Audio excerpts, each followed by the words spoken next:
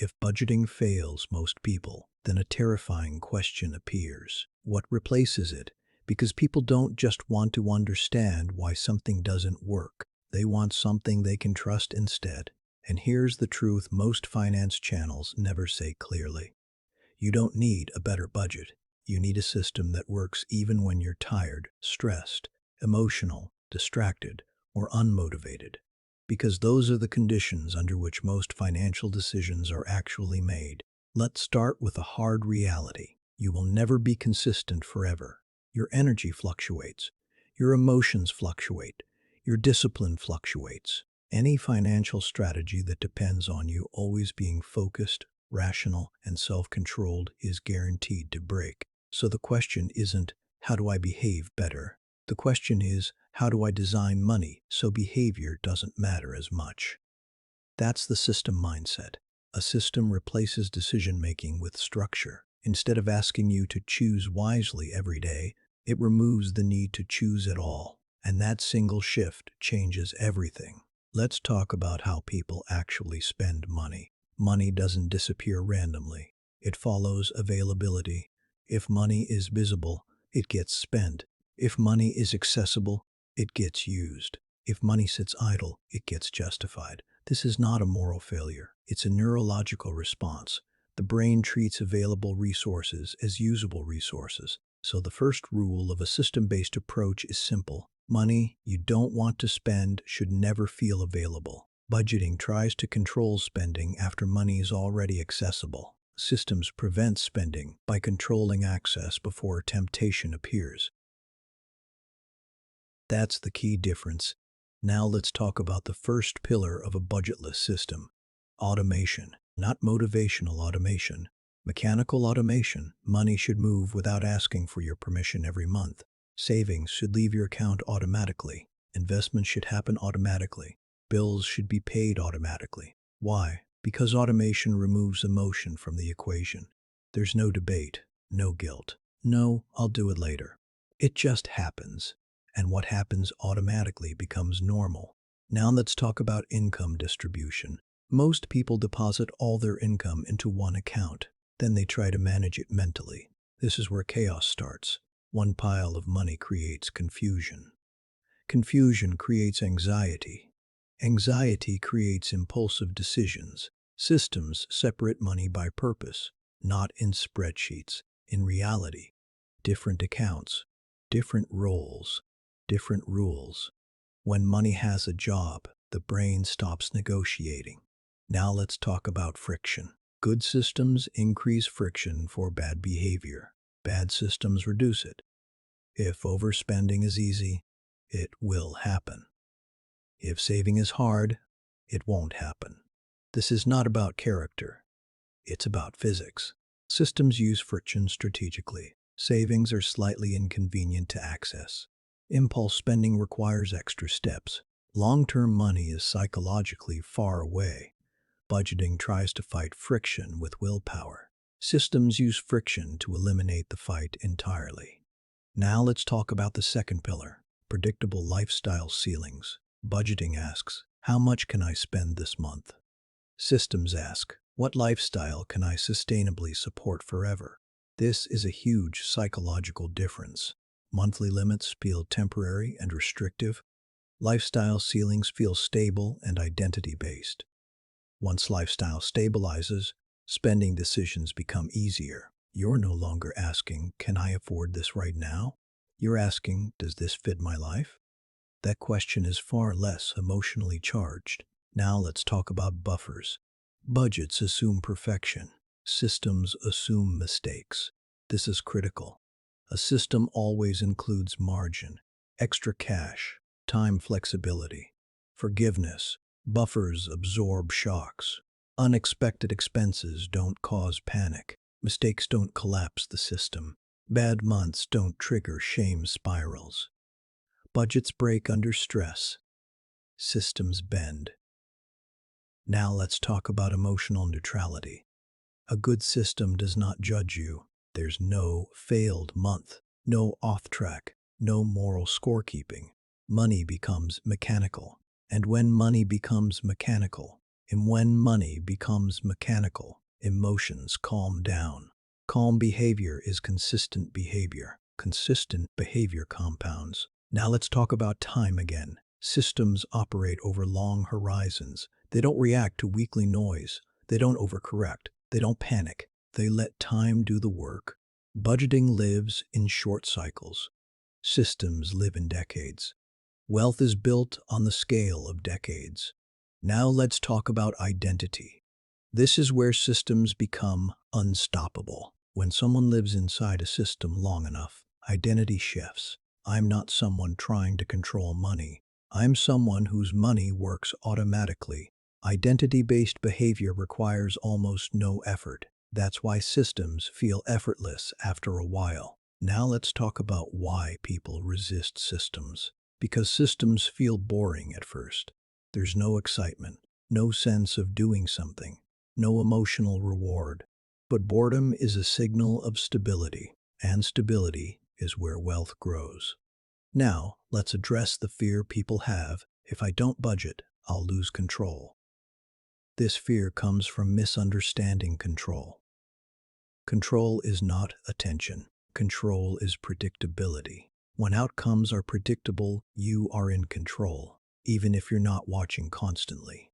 Airplanes fly mostly on autopilot. Power grids run automatically. Your heartbeat regulates itself. The most important systems in life do not require constant monitoring. Money should be the same. Now here's the final shift. A budget asks, can I behave well enough to succeed? A system asks, how can success happen even when I don't behave perfectly?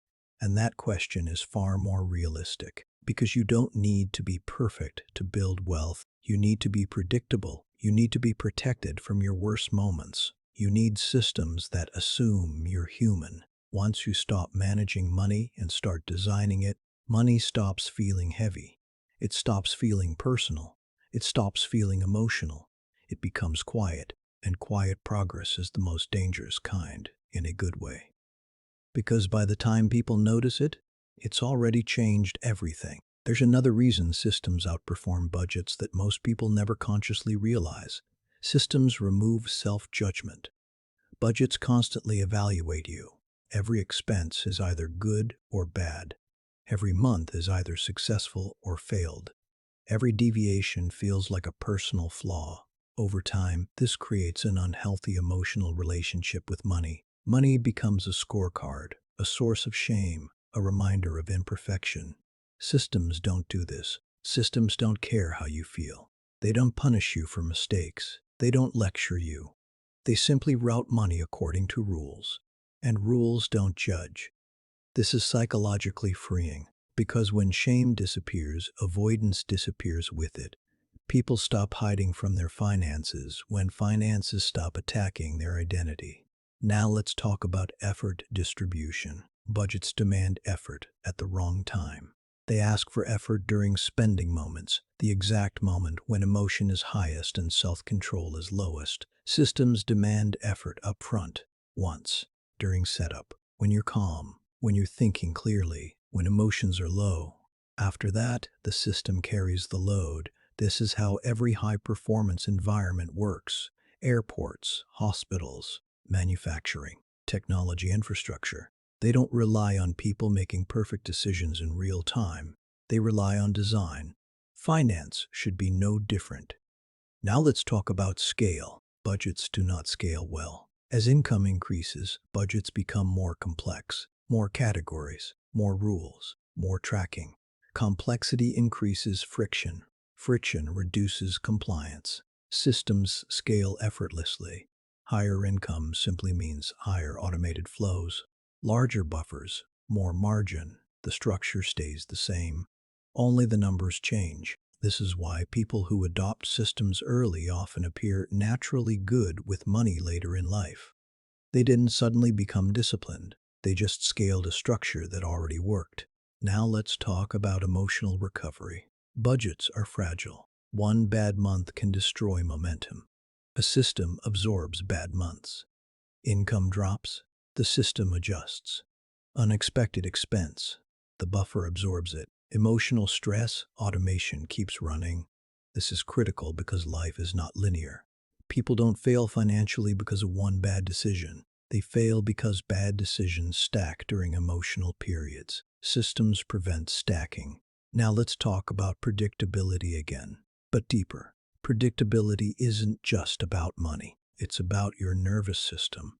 Financial unpredictability keeps the brain in a low-grade threat state. Constant scanning, worrying, second-guessing, worrying, second-guessing. This strains energy across every area of life. Systems calm the nervous system. When money is predictable, the brain relaxes. When the brain relaxes, decision-making improves everywhere. Career, health, relationships. This is why financial systems often create life improvements far beyond money. Now let's talk about temptation. Budgets fight temptation head-on. Systems reroute around it. If money never sits idle in your checking account, temptation has nothing to work with. If savings leave before spending decisions occur, there's nothing to resist. The best systems never ask you to say no. They simply remove the question. Now let's talk about time horizons. Budgets obsess over short-term precision. Systems optimize long-term trajectory. This difference matters. Short-term precision creates stress. Long-term trajectory creates calm confidence. You don't need to win every month. You need to avoid losing decades. Systems are designed for decades. Now let's talk about trust. This is subtle but powerful. When systems work repeatedly, trust forms.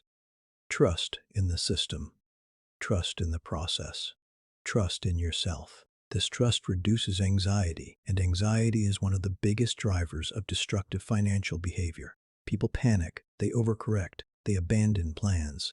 Trust stabilizes behavior. Now let's talk about what happens when systems mature. After enough time, systems fade into the background. You stop thinking about saving. You stop thinking about investing. You stop thinking about bills. Money stops being a daily concern. And that's when something surprising happens. People start making better life decisions. They choose jobs for meaning, not desperation.